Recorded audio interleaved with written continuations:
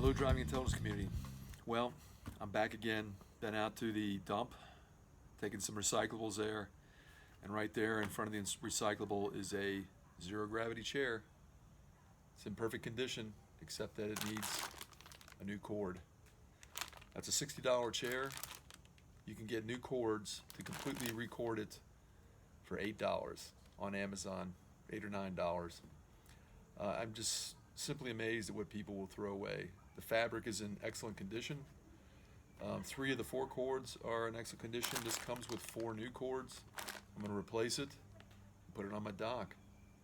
It's amazing.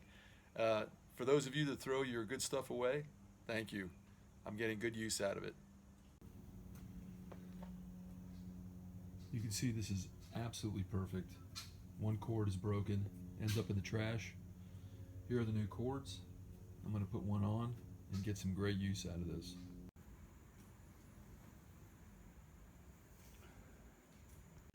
Oh, the comfort of a zero gravity chair. Thank you, you disposable people. Actually, why don't you just fix it? Stop throwing this stuff away.